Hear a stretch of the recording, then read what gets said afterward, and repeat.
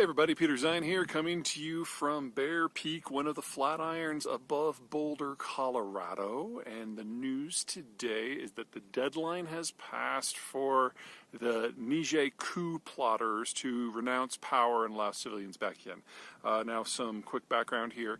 The French have been fighting their version of the war on terror in the African Sahel region, which is the zone between the tropics and the desert, the Sahara, for pretty much as long as the United States fought the global war on terror. Obviously, they fought what was the war that made more sense to them. So while the Americans were in Iraq and Afghanistan, the French have been moving around in the Sahel region. And just like with the United States, it didn't go well. It hasn't been going particularly well for the French either.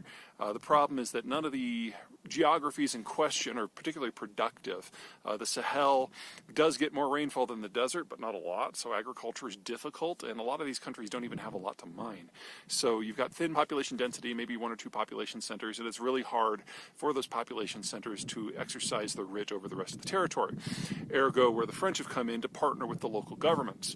The problem is those local governments aren't stable. So the four big ones, Niger, Mali, Gabon, and Burkina Faso, all former French colonies, have now all had coups. And as the first three happened in Guinea and Mali and Burkina Faso, the French have concentrated more and more of their efforts on Niger, and so now that Niger's had its coup as well, there's not a lot to go for. So we go one of three directions from here. Number one, the French suck it up, realize that their influence in... Oh, hello.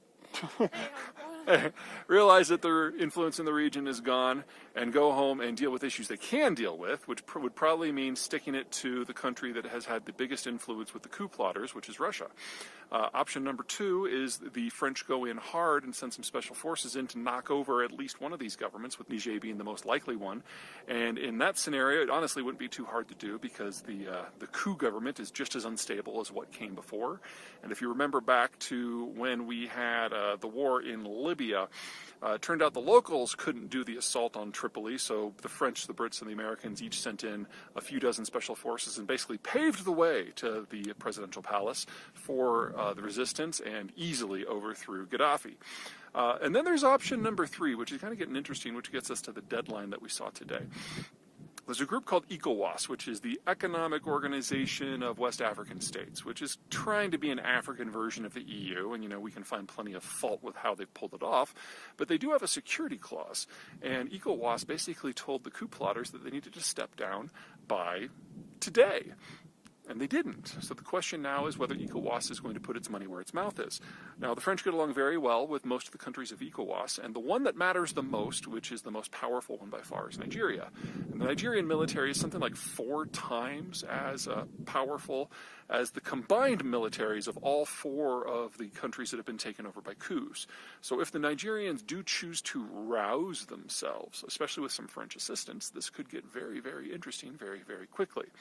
And now that the deadline has passed, and it was an ECOWAS deadline, not a French deadline, we will find out whether or not the Africans are capable of putting together a security force to cross borders by themselves.